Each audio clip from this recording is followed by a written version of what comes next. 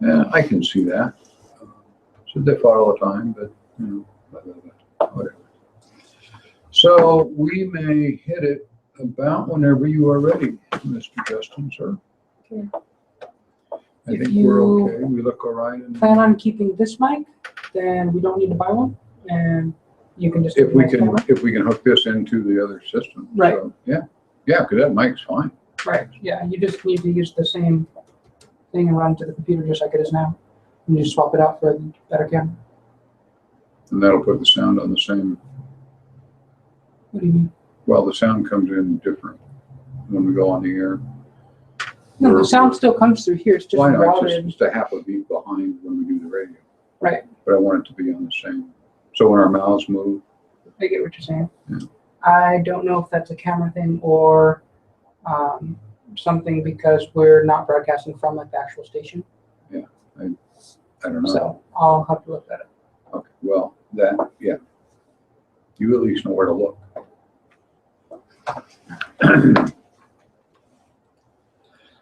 Okay, I'm set.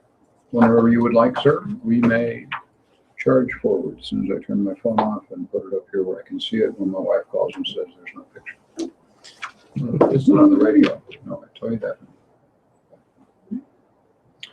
Murder defense attorney, Clark. Did you know you could broadcast for up to 8 hours?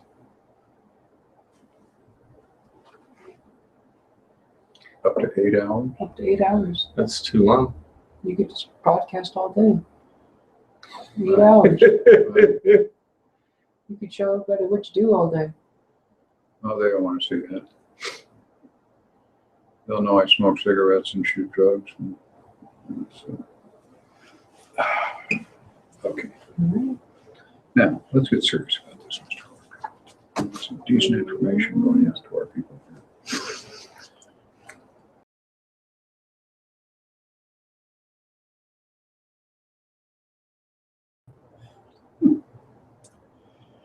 Good evening and welcome once again to Fired Up. I'm your host for the show, Bob Irwin. We are coming to you live from the gun store here in Las Vegas, Nevada.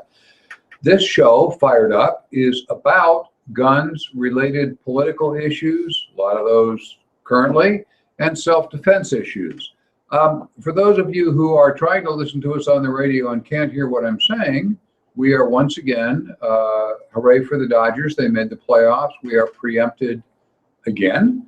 So this show is only on YouTube, and hopefully we'll be back next week if the Dodgers don't win something or join the NBA or the Hockey League. And on that light, if you own a radio station, we would be interested in talking to somebody about changing stations.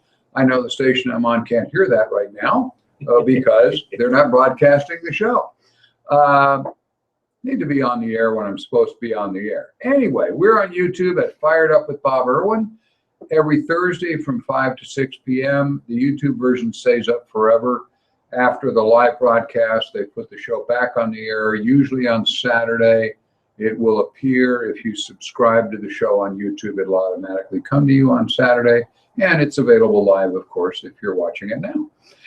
Tonight's guest, murder defense specialist, Clark Patrick, attorney here in Las Vegas. Clark, welcome to the show one more time. Thanks, Bob. It's always good to be here. A little bit of your background for somebody who hasn't seen you in the last couple of weeks. Sure. Well, I'm an old Montana boy. I grew up on the farm with firearms and hunting my whole life.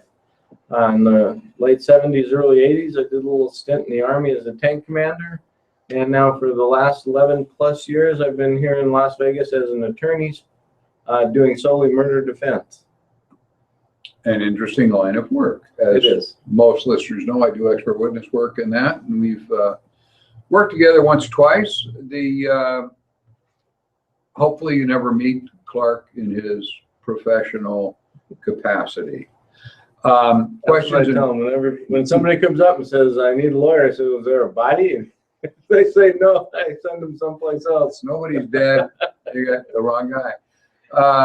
If you have a question, however, for Clark, you can send them to our normal email, bob@firedupmail.com, and I will forward the questions to him for answers, so we don't have a lot of email addresses, just the one, bob@firedupmail.com. We do answer every question and every email by direct contact, email or text. There are several hundred defensive uses of firearms every week in the United States, rarely covered by the mainstream media, as most listeners know. So we always start out with a few cases for our listeners' education. Some are good shootings, some are questionable shootings. Some are just plain wrong, but the reason I pick out particular cases is they're food for thought for gun owners, so you can place yourself in that position and go, what would I have done? What could I have done different? Some are really good shootings and good use of force issues, and we still may come up with, if you tweak this just a little bit, it would have been better and you would have saved yourself some court time and so forth. Fired Up is a nationwide show, actually a worldwide show. We use Nevada case examples where we can, but the diagnosis may not apply to all listeners.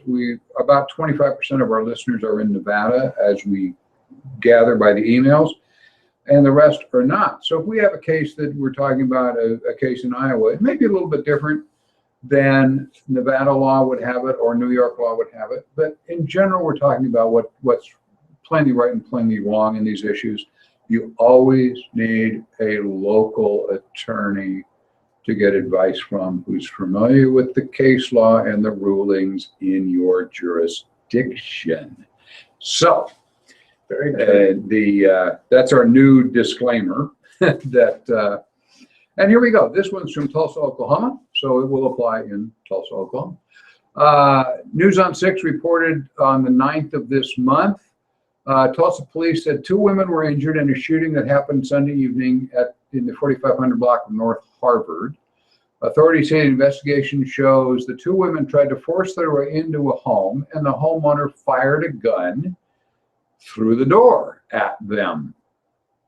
One of the women is the ex-girlfriend of a guy who lives at the house, and she was recently kicked out by him over some disagreement. But anyway, she no longer lives there. He threw her out, and she had been coming back recently to recover her belongings. But on Sunday, October 9, when this took place, police say she tried to force open the door of the house. Not really a good idea. Anyway, the man gave a warning that, she wasn't invited in and so forth.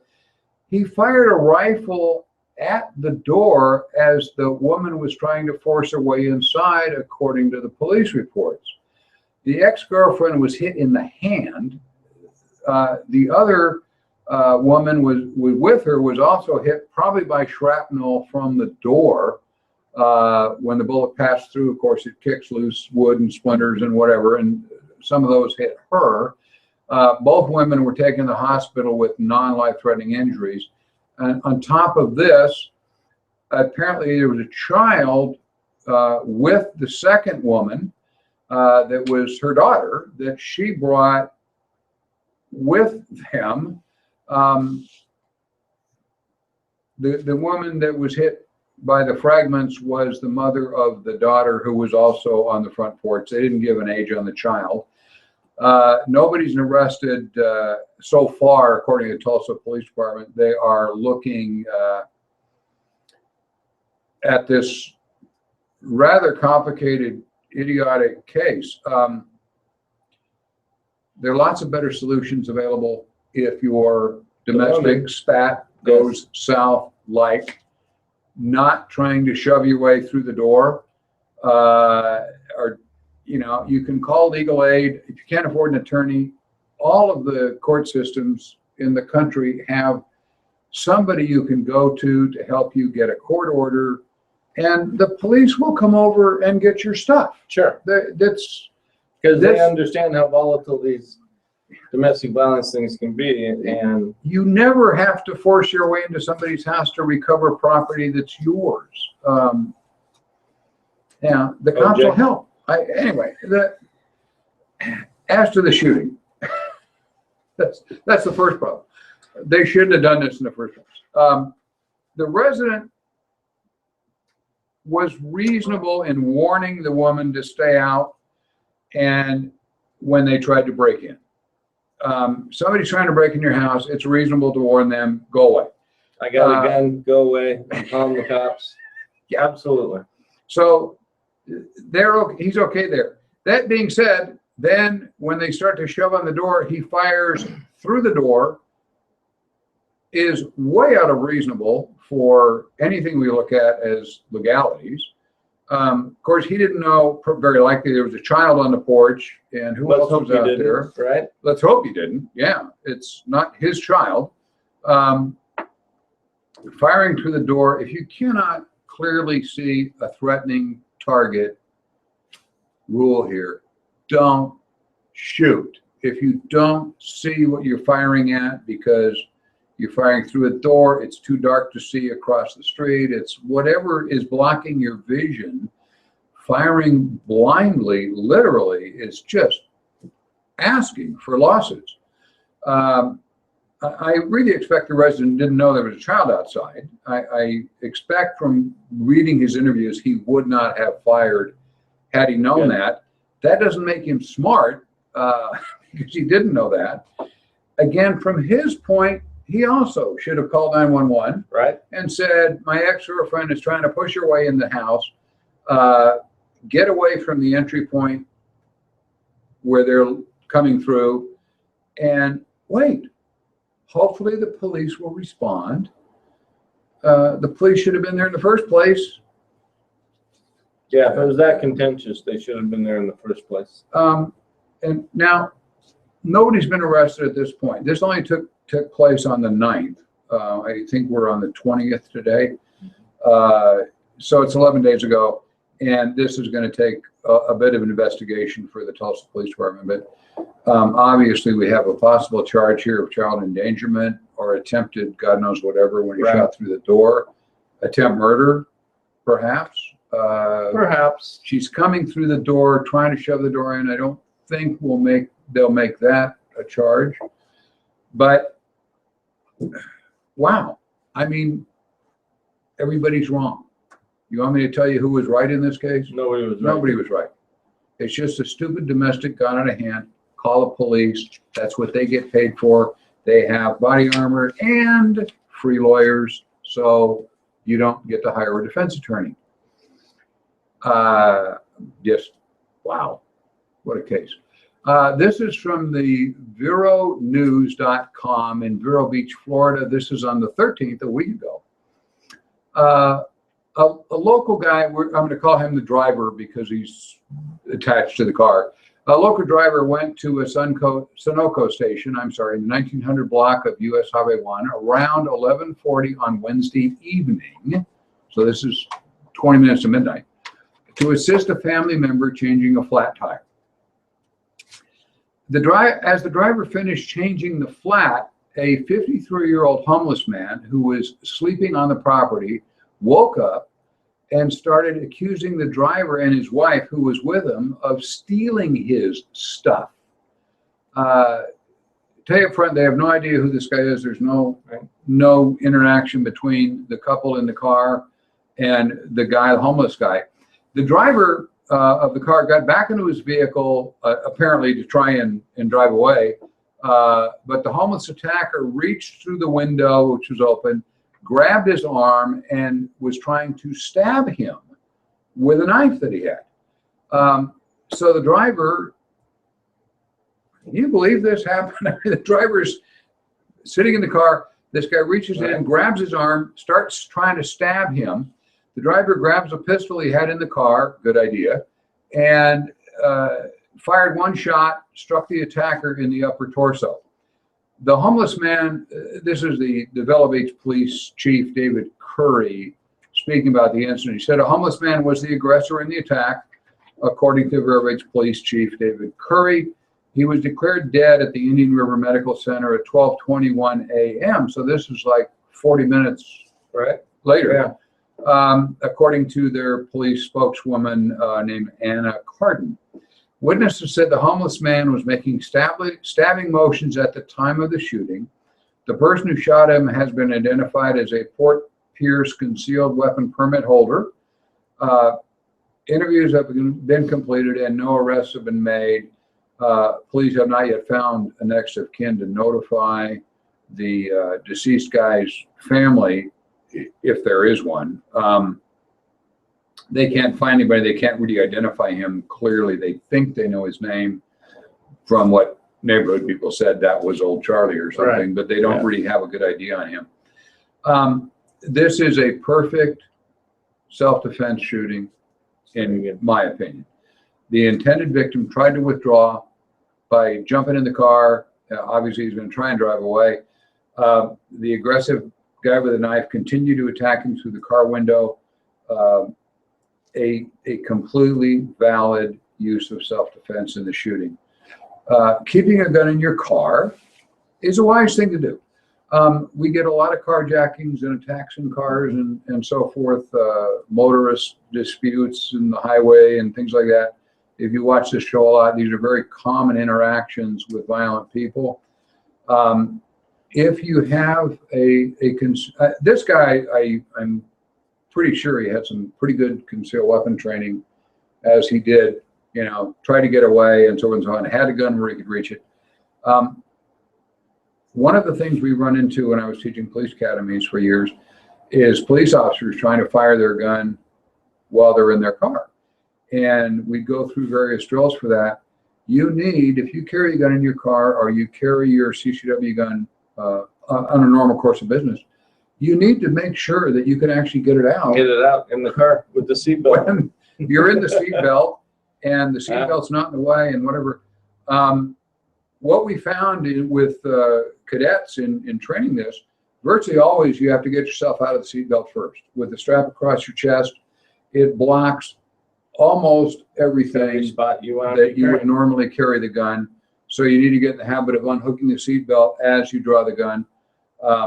With your empty gun, when you have opportunity, with your empty gun checked twice.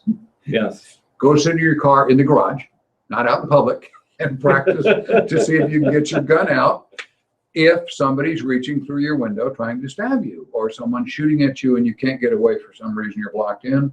Obviously, the first solution is drive away. But you need to be able to see that you can reach your defensive gun, whether it's on your body or kept in the car. Do that. It's important. Lots of attacks in cars. The gun store offers free concealed carry permit classes every Monday, Wednesday, and Saturday. You can find the classes on our website, thegunstorelasvegas.com. We run classes all the time, 3 times a week. Class is free. We charge for the ammunition to qualify, and we charge $10 for the paperwork for the state, but no other problems at all. This is WSAZ TV. 3 and a bit of it from WOWK TV 13. This was on the 15th of this month, 5 days ago. This took place in a town called Bob White, West Virginia. That is not the name of the perp. It's the name of the town. A man and his wife were alerted by neighbors in the community that someone was in their backyard around 10 p.m. Friday night. When they came outside to check, the homeowners encountered a 40-year-old male, guy from Wharton, West Virginia, after he came out from behind one of the owner's outbuildings. He was carrying a knife. We have no idea of the size of the knife, not shown in the report, big enough that the guy could see it. The homeowner had his gun with him because he had armed himself coming back to look in his yard. He fired 1 shot at the intruder. The intruder was declared dead by emergency personnel at the scene. Sheriff Randall White of the Boone County Sheriff's Department, which has jurisdiction here, said there will be no charges filed against the homeowner at this time. He was armed with a handgun on his property and was confronted by an armed individual committing a felony. That would be aggressively coming at him with a knife. Our investigation is continuing. We are working closely with the prosecutor. Our thoughts and prayers are with both families involved in this incident. That's nice, both families. This is pretty short and simple. A neighbor calls you and said they believe they saw somebody, an intruder perhaps, on your property. Is it reasonable for the homeowner to go out and look before calling the police?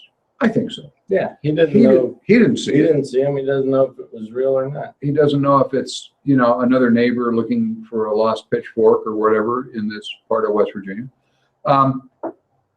So it's reasonable for him to go out and look before calling 911.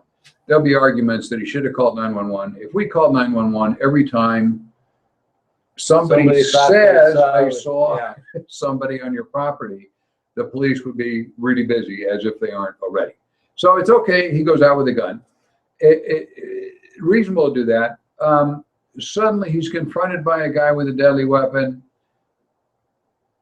It's a reasonable decision to use deadly force. He has no idea who this guy is, what he wants, whatever, and he's right on top of him with a knife. He fires. It's a good decision. This will be second guessed a lot. I can see it coming. If it turns out the guy is whoever, you know, he's a lost Cub Scout master or something, this could be difficult. But what he did was reasonable based on what he knew at the time. It's reasonable to go out and look if someone says, I saw someone on your property. I think he did a good job, and I think he's okay. But again, depending on the West Virginia law that may apply here and who the person was, can make a huge difference. Right. This is the governor's brother-in-law. That's the problem with shootings. When you're attacked, you have no idea who you're talking to. Good shoot. Like I say, I think he'll be second guessed a lot on this, but he shouldn't be. There were a series of reasonable decisions that led him to having to use deadly force. At the gun store, we offer machine gun shooting events for corporate groups, bachelor parties, weddings. You can have a wedding and shoot machine guns on us. If you contact Melissa at thegunstorlasvegas.com, you will get all the information you need, and they'll set you up for that. And we have some really interesting weddings here from time to time based on that. This is odd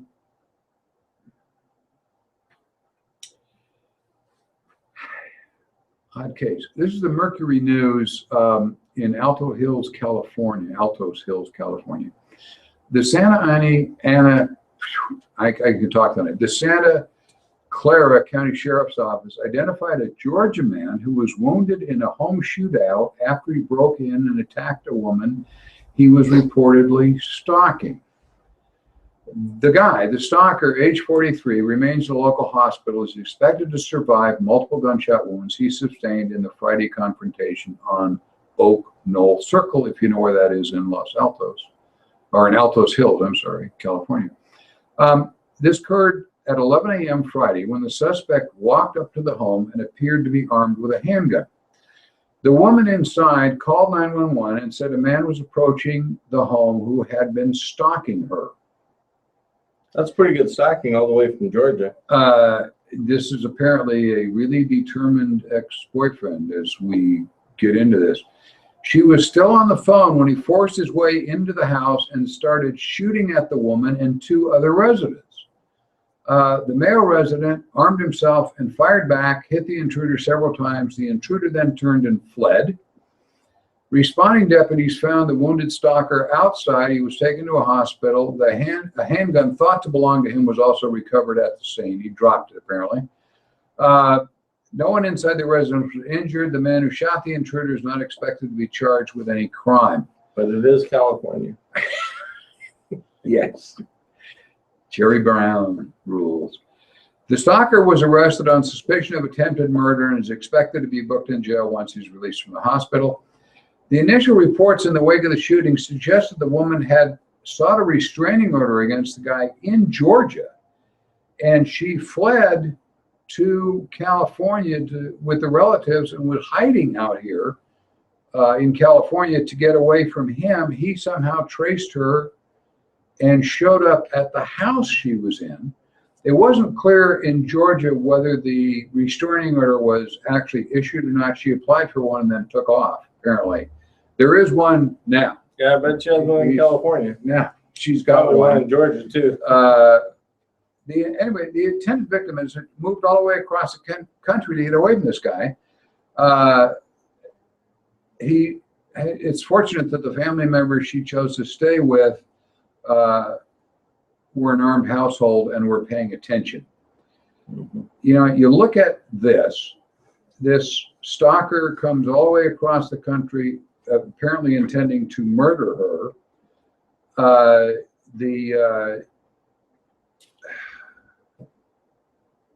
Fortunate the family was paying attention. Hopefully this guy will get a lot of time in jail. I doubt it. Yeah, probably not so He much. didn't hit anybody. Yeah. She will live in fear for the rest of her life, I think. And I hope the defensive shooter didn't have too many rounds in his gun Right. to get in trouble in California.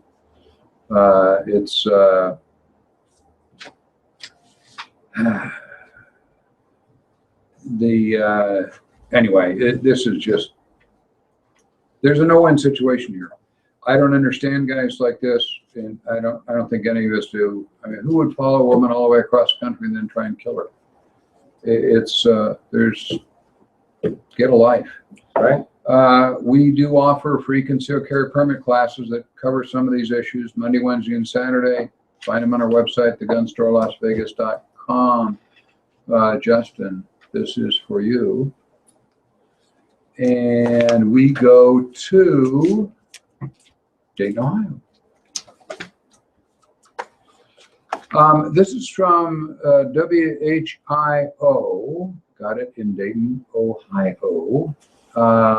This was on the 13th, a week ago.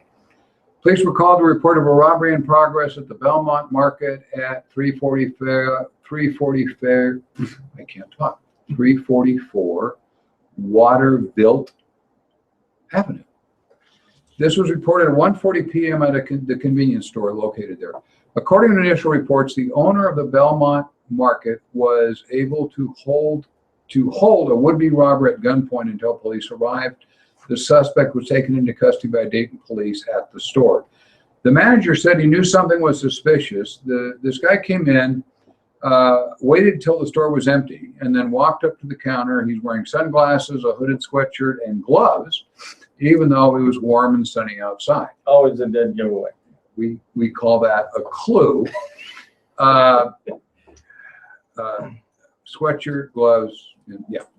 The suspect, when the store was pretty clear of people, pulled out a note demanding money.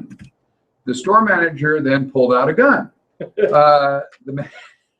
Just, you know, this is on video. Hopefully you can find it on somewhere. Maybe WHIO TV in Dayton has that, or a link to it.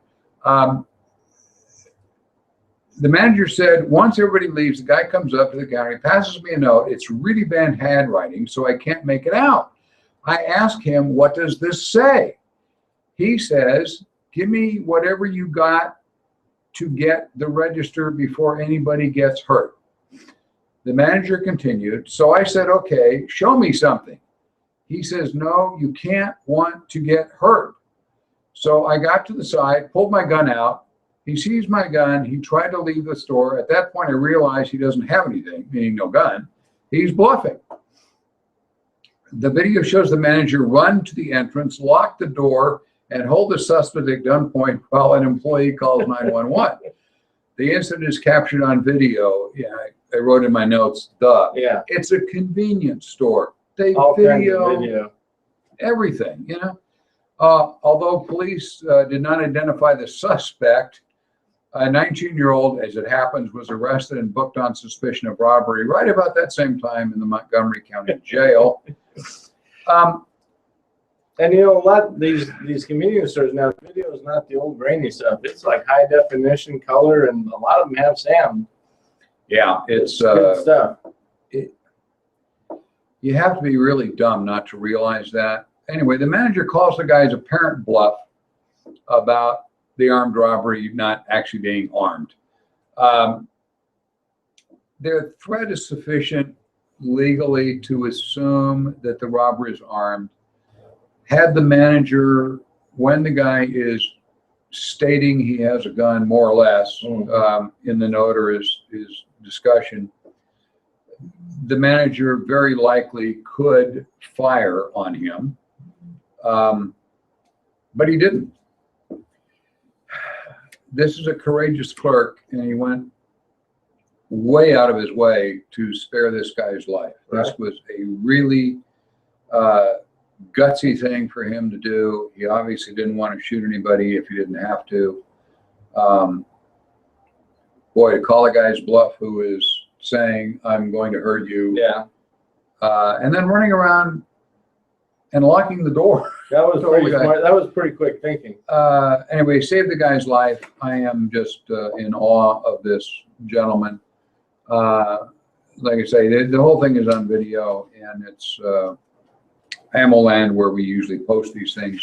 We'll probably come up with a video. They seem to be able to find them when I can't, not being much of a computer guy myself. But everybody knows me, knows that. KTVQ TV in Sheridan, Wyoming. One of your places. One of my places. Absolutely. This is another good guy. Alleged home intruder was killed when he failed to obey the orders of a Wyoming homeowner who gave him the opportunity to leave. This is really stupid. I mean, these guys eliminate themselves from the gene pool. Anyway, according to Sheridan Police Department, officers responded to a home on the 200 block of West 10th Street shortly after 3 a.m. on Sunday. The residence is home to a couple and 2 children. The woman reported police that an adult male intruder who was not known to the couple entered the home without permission. The woman's boyfriend attempted to get the intruder to leave peacefully. When the intruder refused, the homeowner then armed himself with a shotgun. We have a little discussion here. The intruder still refused to leave the home. The male resident felt threatened after exhausting efforts to talk the man into leaving the residence, the police said in a press release.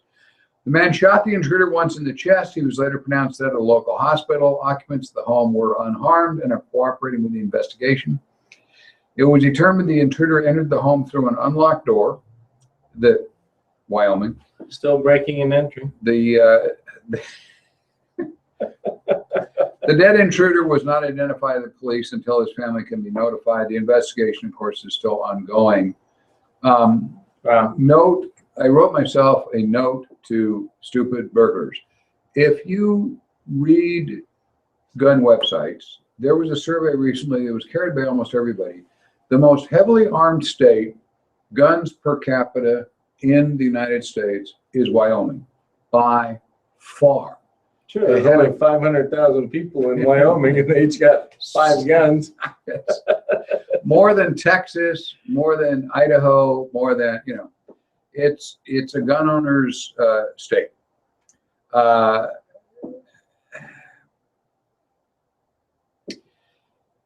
If you want to be a home burglar, you might try a more liberal state where they disarm the victims, and they also generally practice catch and release there, and you can get a sanctuary city and not go to jail. Right. In this case, the guy gave every opportunity to the guy to just go away. Please go away. Now he's really gone away. Unfortunate. I don't know what else you do. There's nothing else you can do. You've got your girlfriend and 2 children there, and if he's that stupid or that drugged or high or whatever, at some point. Great. We all ought to move to Wyoming. We all may have to move to Wyoming.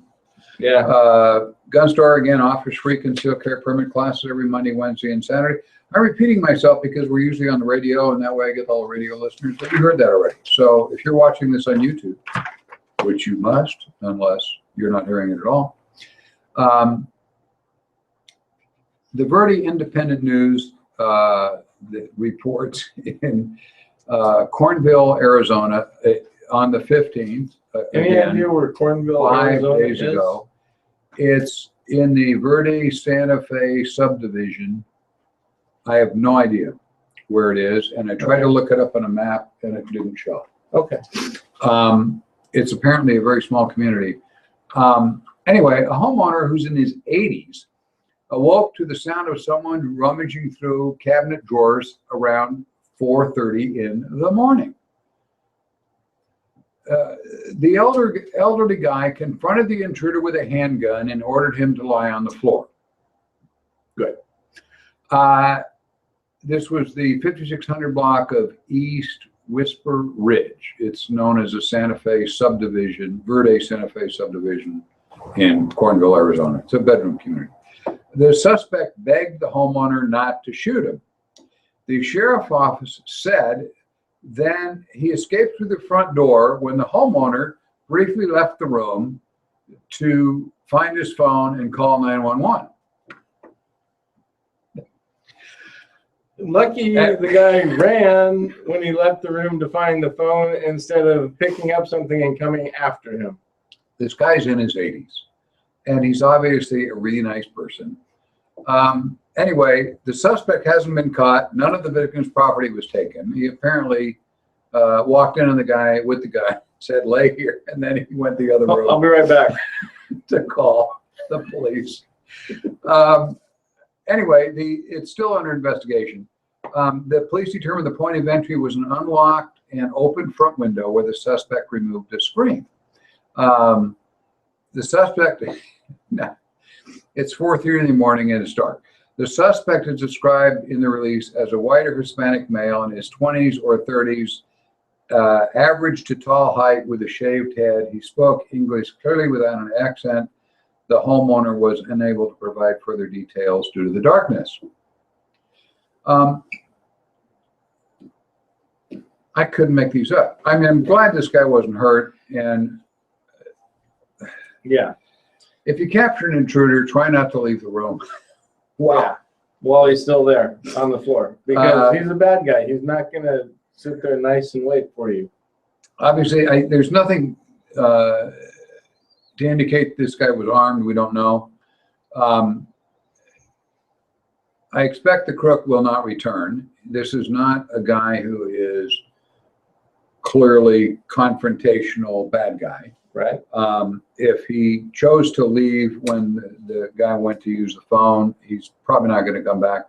But he may well tell somebody else about it in his circle of friends that there's this really old guy there and he walked out of the room and I was able to run out the door. So what we can tell you, lock your doors and windows at night, even in Cornville, Arizona. If you can't afford a security system, that'll set up a buzzer or something when somebody opens your door or comes through your window, you can adopt a yappy little dog. They're great for that. Or a not so yappy 120-pound Rottweiler does a really good job. Because people ask me about why do I have such a big dog door, and I say, well, because I got a really big dog, and anybody that sees a dog door that big knows what's coming out of it. Yeah, there's that. But this guy is in his 80s, and I'm not sure he can really care for one of those. But well, no, but if he would have, and the thing is, he was a nice guy because he could have shot the intruder, and it would have been a clean shooting. Well, of course. I mean, he would have been absolutely a clean shooting. He just chose not to because he's a nice person. Nice guy. And, nice people, unfortunately, sometimes are the guy who gets hurt. And here we go. One of those. Washington Post on the 16th, 4 days ago. A Fairfax County man found, and this is Washington, as in D.C., Washington Post. The Fairfax County man found an intruder in his apartment and tried to confront the intruder with a gun. The 27-year-old resident of the Bailey's Crossroads area apartment awoke just before 2 in the morning, hearing someone inside his apartment, according to Tawny Wright. She is a spokesperson for the Fairfax County Police Department. The resident grabbed a gun and confronted the intruder. The two men started physically fighting over the gun, and the intruder got a hold of the gun. I believe it was a rifle. There were not a lot of details on that. Neither the police nor the victim are quite sure of what happened next. Maybe the intruder shot the resident on purpose, or perhaps the gun went off accidentally when the men were wrestling over it.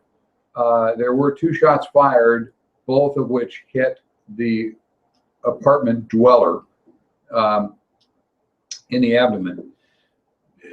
2 shots accidentally going off, Yeah. maybe, but anyway, they don't know. The intruder fled. He left the gun. Now it gets worse. Anyway, he interrupted the guy. He was too close. The guy got the gun, and he got turned around, and the guy got shot. The guy drops the gun and runs out. Now the guy staggers into the hallway, bleeding, and starts banging on neighbors' doors to get help. No one came out to help, and Wow. someone, What a bunch of nice neighbors. someone did call 911, report somebody was banging on their doors, and the responding police found the guy bleeding in the hallway. His injuries are not life-threatening. He's in a stable condition at the hospital. He later described the shooter as a 6-foot-tall white guy with a large nose. I I don't write these. I just read them. understand. But there's some facts I just have to throw in. Police are trying to determine how the intruder got inside the apartment and whether it was selected at random or for a particular reason. I'm glad the guy's okay. There's a lot of stuff here. If someone's trying to break into your apartment, if possible, we're visualizing a bigger apartment maybe than it was. Keep your distance from the door. The idea is to stay back as far as possible from the intruder if he's already in. Put a barrier of some type in between you and him, even a chair or anything to keep him from just lunging at you and grabbing the gun. Any object will do that. It just gives you an extra second or two to react, and maybe you can fire before he grabs the gun and deflects it. Distance is your friend. It gives you reaction time. We see one of these every once in a while where somebody takes, a bad guy takes a firearm from the victim. As in this incident, it was actually used on the victim. And now we have the second issue, the victim in the hallway and nobody to open their doors. I understand the other residents here. They hear shots, they hear screaming. They don't know who it is. Somebody's it's a good beating guy or a on their bad door. guy. Yeah. Would you open your door? Somebody did call 911. We don't know who. They did not announce themselves. They just called and said there's a guy in the hallway banging on doors. Not bleeding. I heard gunshots. Yeah. They didn't know the guy was bleeding. They didn't know anything. Well, gunshots would have been an important thing to tell 911 operator. Yeah. Fortunately, the victim in this wasn't killed. I don't know how, if you don't have if the guy's on the floor, he's crawling in the hallway, beating on the doors apparently. And of course, you look through your peephole, you can't see anything. Right. So would you open the door? I mean, I understand why they wouldn't. Right. It sounds like they're being callous, but they're really not. I mean, I don't know. You would open the door to see what's out there when you hear gunshots and somebody's beating on your door. Anyway, they called 911, and the victim was rescued in time. He's apparently going to recover. The trick is not having in the original confrontation being close enough the guy can take your gun away. Right. I don't know, because we don't know the size of the apartment or anything here. These are very preliminary reports that come out 4 days after the event. Mostly these are the reporter's opinion of what the police told him, kind of thing, and not the police reports themselves. So it is, distance is your friend. Try to keep something in between you and the intruder, or in between you and the door he's trying to get through. Call 911, and hopefully the police will respond in time. A couple of other things I wanted to address here. One thing for the end here, this last story Clark and I were talking about earlier, but some notes that are coming up. Western Trails Gun Show at Henderson Convention Center. It's this weekend, the 22nd and 23rd, Saturday and Sunday. I'll be there Saturday around noon at the NRA table. Usually it's just outside the show. If you have some issue you want to ask me about in person and so forth, I'd be happy to do that. I'll either be wandering around the show or I'll be there. I check out with the table, every 10 minutes or so. So just hang on, or they can call me on my cell phone and tell me you got somebody there that, and if I can answer your questions, that would be great. After that, on the week after that, the 29th and 30th, Saturday and Sunday, we have the show at Cashman Field, Crossroads of the West, the big show. I have some passes left for it. If you would like, these are $15, I think. I think that's right, yeah. I have a fairly limited number, about 10 or 15 more of these, I think that many. If you will drop me an email at there we go, bob@firedupmail.com. I will send you one of the passes or call you and tell you can come pick one up here at the gun store retail cashier. It'll save you $15. Please don't ask me for 5 of them. I have very few. The idea is to gain people for the show. So getting 8 people in for free is not what we're trying to do here. Great show. All the big guys will be there with their ammo and so forth. After that, it's till November. We have the Las Vegas Gun Show at the Sports Center here up the road from us. We'll be there too. And we'll be back here next Thursday from 5 to 6 p.m. Hopefully on KSHP radio. If the Dodgers aren't in the series. Or they're not doing basketball games at that time. If you own a radio station, drop me an email at that same address and we'll talk. Next week, I got firearms instructor Lenny Davis on, as most of you know.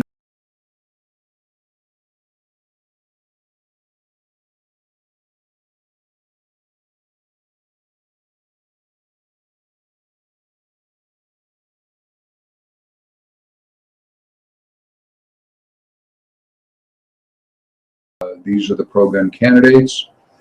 It's very difficult. We have some people that are good Republican guys here and there that are pro-gun, but they're also pushing tax laws through that I don't particularly care for. Right. And it'll say that on the website. These are the people that are pro-gun. It is a single issue list of who to vote for. I'm going to add the judges in there too. Some of them I know. Some of them I know only by reputation, but we will have a list of who you should vote for. Well, it's kind of a single issue. There's a single issue show. Well, and it's a single issue election this year because, how many times does everybody have to hear Hillary talk about the Australia solution and not know that if she gets elected, that her main focus is going to be getting rid of all guns? We had, as listeners know, if you're paying attention to when this is being taped, we had the debate between Trump and Hillary right up the road here, 1.4 miles from the gun store. I had press in from, I couldn't tell you how many media, mostly European, Australian, guy from Argentina, yeah, on and on and on. And I spent the whole day trying to explain to people that, they said, who's the best candidate? And I said, personally, I am voting against Hillary Clinton. Hopefully Donald Trump will do the right thing. I'm not terribly excited personally about Trump. I am voting for Trump personally because Hillary is absolutely unacceptable. We're going to talk about that next week.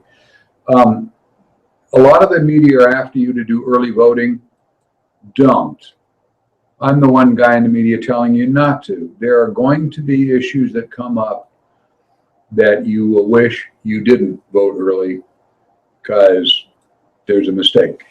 Anyway, I spent the week explaining to the press that I am not pro-Trump. I'm voting for Trump. I am anti-Hillary. We'll get into that next week's show. All the stuff. She is going to destroy this entire industry. Last thing. This is a kind of a self-defense issue.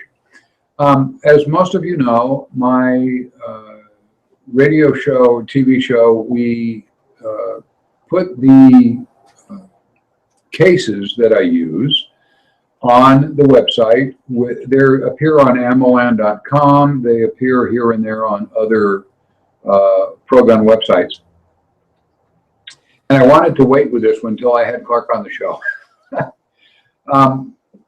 I did a story last week, which is up now on some of the websites, about an accidental discharge that took place at a gun show. I did the story last week or week before on the air, wherein a fella had some guns for sale. He's in his mid-70s, and a customer came up and asked to see one of them. One was it was a 1911. The individual asked if he could work the action. The gun was locked with a tie to hold the slide forward behind the hammer. And he asked if he could rack the slide. So the gentleman that owned it unhooked the zip tie that was holding it together. And the customer took the gun, racked it, saw no round in the chamber, but the slide went back forward. It's a clue. He then pointed the gun at the floor and snapped the trigger.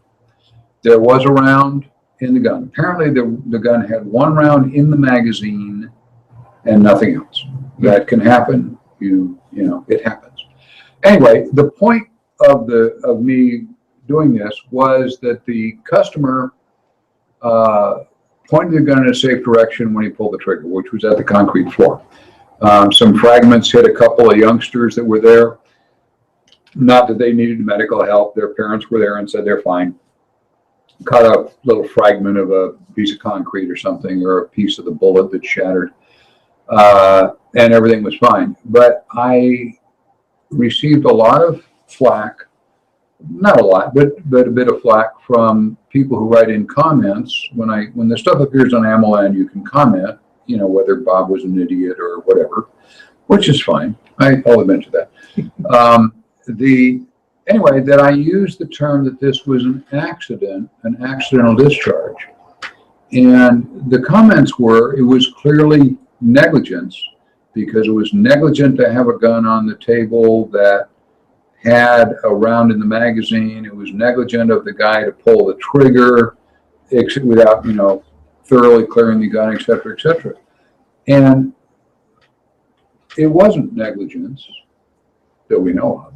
It was an accident. In all of my teaching that I've done over the years, I've tried to get, when I train instructors, to get them to use the term accident. Neither the seller nor the guy looking at the pistol intentionally fired a round into the floor. It was an accident. When you decide in your own venue that it's negligence, there are different legal. Sure. Negligence is a legal term, and it means fault of some sort or another, whether it's simple negligence or gross negligence. I mean, that leads to what leads to lawsuits and civil suits or criminal charges, because negligence is not, it's a term of art in law. And it implies an intentional act. It implies an intentional act, absolutely. And this was clearly not an intentional act. People do have accidents with guns. When the police investigate something like this, and when I train officers, I try not to get them not to do that, to not use the term in their reports. This was a negligent discharge on the part of Officer Smith when he shot his locker. It was, no, he didn't shoot his locker on purpose. He shot his, hopefully, Right. He shot it accidentally. Yeah, the locker may have been talking back or something. I don't know. The lawsuit lawyers will come in and go, this was negligence because, but don't use the term negligent. It has bad legal connotations to it, to all those